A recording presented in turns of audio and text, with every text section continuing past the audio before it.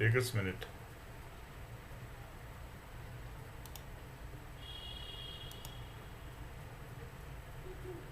परत एकदा सांगतो, विषय आहे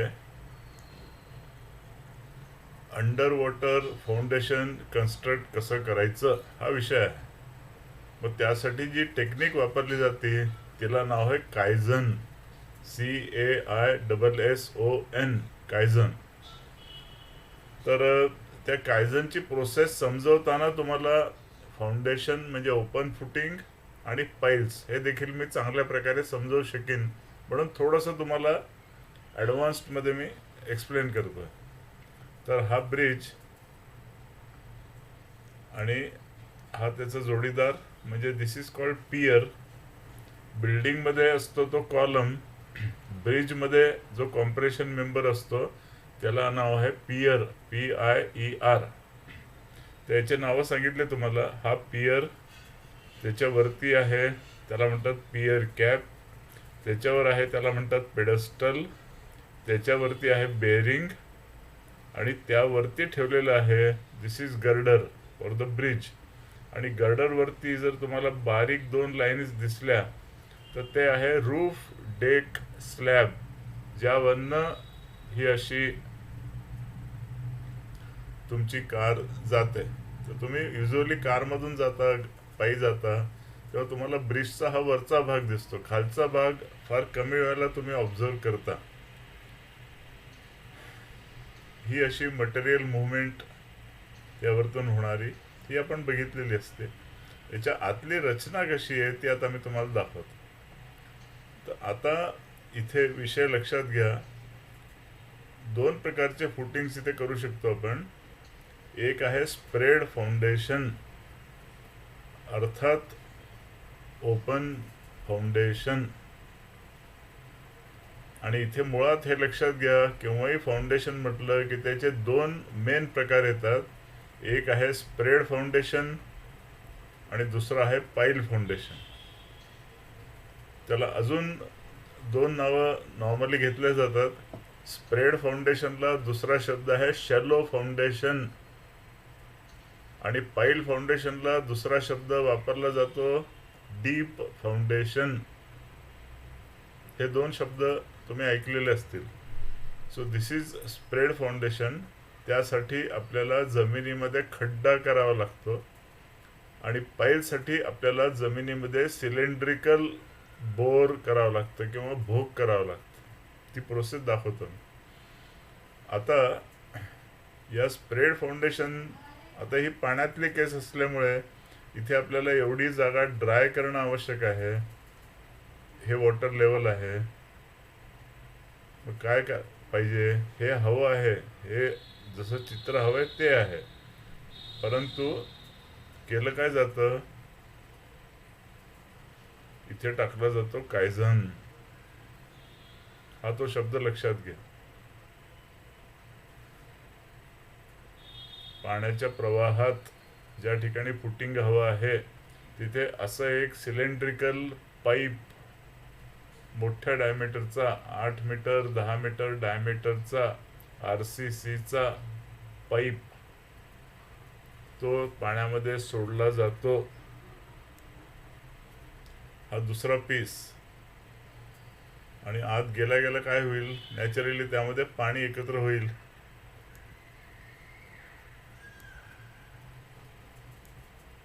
मग त्याच्यावर टाकला जातो दुसरा पीस.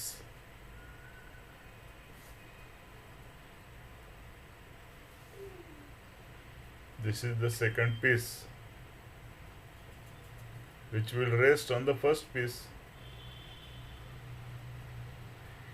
आता हे जे पाणी भरलेलं आहे, अर्थात इथे या लेवलपर्यंत येईल पाणी, हे बघा इथपर्यंत पाणी भरलेलं आहे कायझनमध्ये. हे पाणी काढल्याशिवाय ही जमीन ड्राय होणार नाही, म्हणून आता आपण याच्यात करतो डी वॉटरिंग.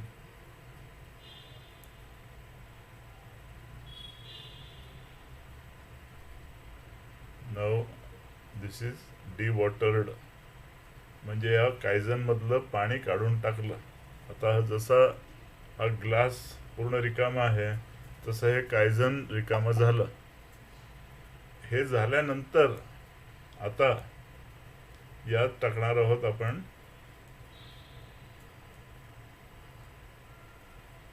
आणि ही आहे this is called foundation level आणि इथे आपल्याला टाकायचं आहे ओपन फाउंडेशन.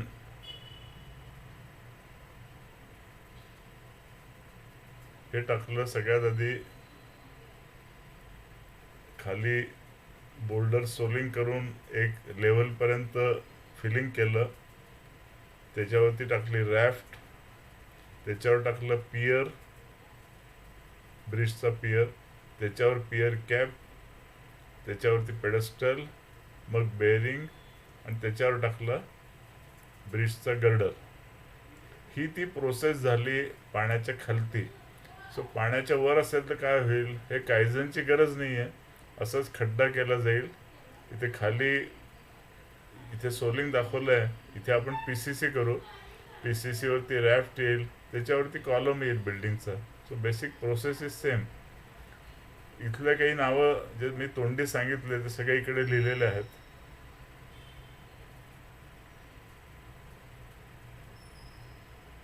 आता दोघांमधला फरक लक्षात घ्या. आधी दाखवलं ते स्प्रेड फाउंडेशन, आता दाखवलं ते पाईल फाउंडेशन. लुक ॲट दिस. इथपर्यंतचे नावं तुम्हाला माहिती आहेत. पाईल, पियर कॅप, पियर, रॅफ्ट. याच्या खालती जे टाकलेले आहेत त्या 2 पाईल्स टाकलेल्या आहेत. इथे 2 दिसत आहेत पण वास्तविक त्या 4, 6, 8 अशा मल्टिपल्समध्ये असतील आणि त्याला नाव आहे क्लस्टर ऑफ पाईल्स. इथे मी नाव लिहितोय पण पायलीबद्दल तुमची क्युरियोसिटी असल्यामुळे आय विल राईट डाऊन.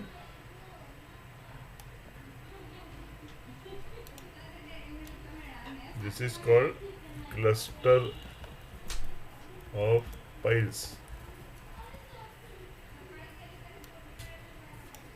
क्लस्टरचा अर्थ आहे group. This is a group of piles. So depending on the design it could be, कधी आवश्यकता असेल तर 3 पासूनही घेऊ शकतो. 3, 4, 6, 8 एटसेट्रा. आता ते कसं डिझाईन करतात हे तुमच्या स्कोपच्या बाहेरच असल्यामुळे मी आत्ता सांगत बसत नाही.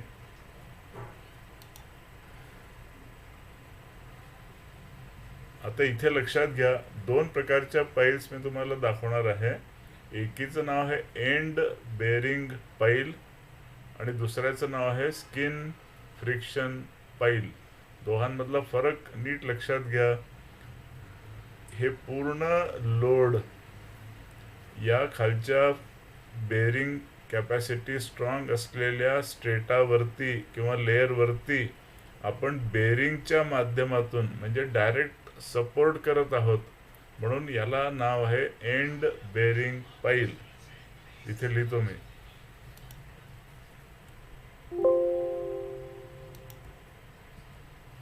दिस is called end bearing piles.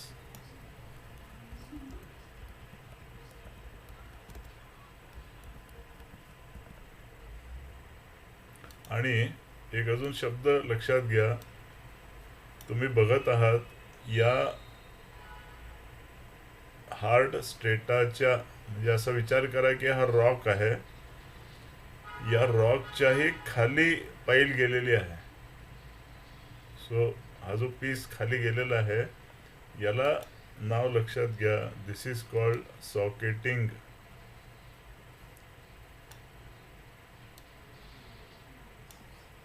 सॉकेटिंगचा अर्थ काय आहे, त्या पाईलला खालच्या रॉकमध्ये ग्रिप येण्यासाठी आपण याला आतमध्ये पाठवतो. रॉकच्या आतमध्ये त्याला पाठवतो. हे अजून पुढच्या स्लाइडवर चांगलं स्पष्ट होईल.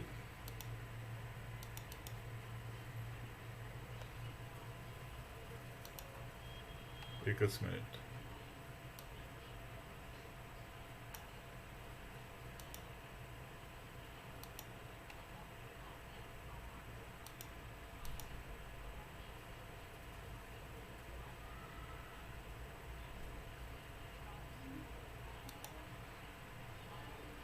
एक मिनिट मित्रांनो, एक मिनिट मित्रांनो.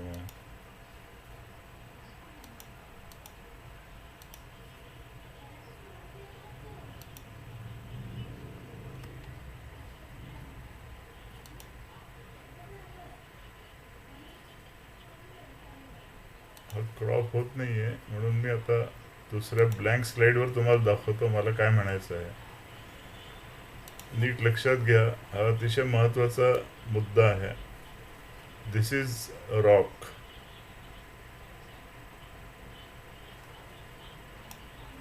हा रॉक दाखवलेला आहे.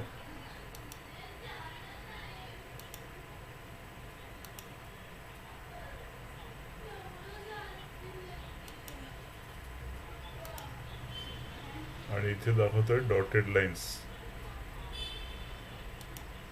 So this is the rock formation किंवा रॉक लेयर म्हणू आपण त्याला.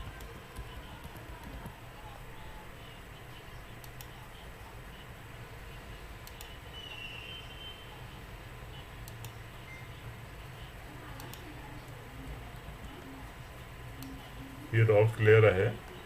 आणि आता परत लक्षात घ्या, ही पैल आहे. ही पैल या रॉकच्या आत गेलेली जशी दाखवली आहे तीच मी आता इथे परत दाखवतोय. ही वरतून पैल आली आणि ही या रॉकच्या आतपर्यंत गेली.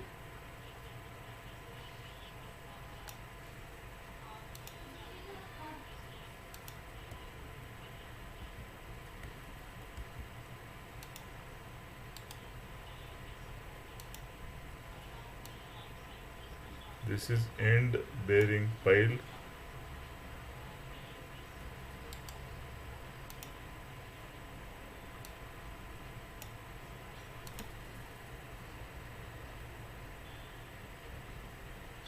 याला पाईल्स न म्हणतात, पाईल म्हणून, एकच पाईल म्हणून. आणि हा त्याचा एंड आहे जो रॉकच्या आत गेलेला आहे म्हणून त्याचं नाव आहे एंड बेरिंग पाईल. आणि हा जितका पोर्शन आतमध्ये गेला आहे त्याला म्हणतात सॉकेटिंग.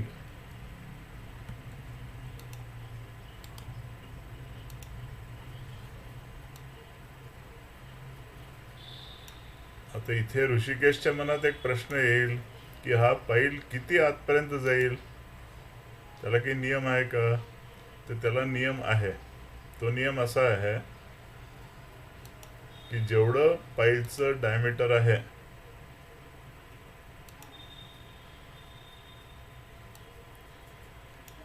जेवढं पाईलचं डायमीटर आहे साधारण तेवढं किंवा त्याच्या दीडपट आपण रॉकमध्ये त्याला अँकर करतो.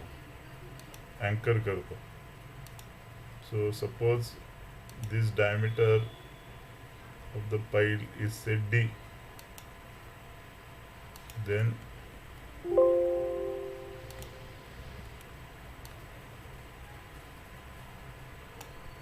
this is, इथे लिहू आपण pile enters rock layer by D to 1.5 D, where D is diameter of pile.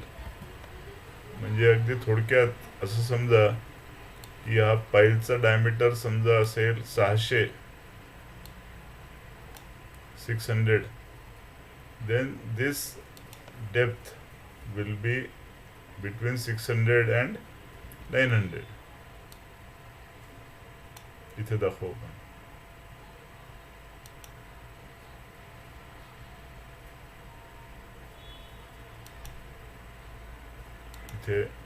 इथे लिहितो एंड बेअरिंग पाईल डाया 600 mm असं जर असेल देन सॉकेटिंग ऑफ पाईल्स इथे लिहू. socketing depth will be 600 mm to 900 mm. पण मी जसं मगाशी सांगितलं की 10 मीटर 15 मीटर पर्यंत जर असेल तर आपण एंड बेरिंग पाईल करतो.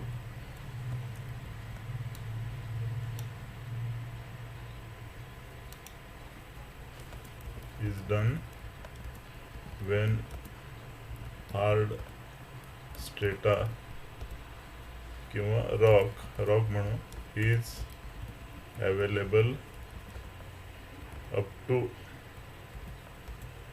15 meters. पण 15 मीटरापेक्षा खोल गेलं तर मग या प्रकारची पाईल करणं अवघड होतं, एंड बेरिंग पाईल, कारण then the boring becomes very uneconomical.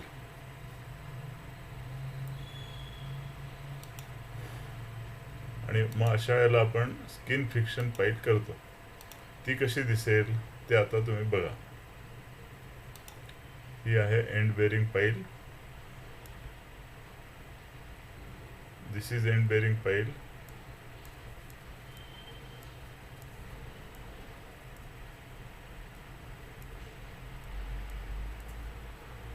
आणि नाव आय विल शो यू. आता स्किन फ्रिक्शन पाईल आहे. म्हणजे काय झालंय की आधी ही लेअर इथे वरती होती, आता ही अजून खोल गेली.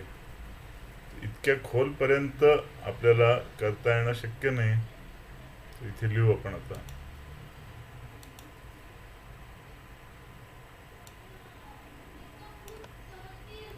when rock layer is very deep, say beyond 15 meters onwards,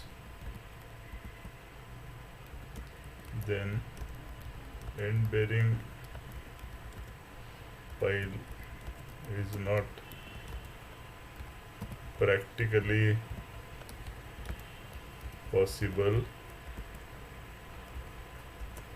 Then go for skin friction pile.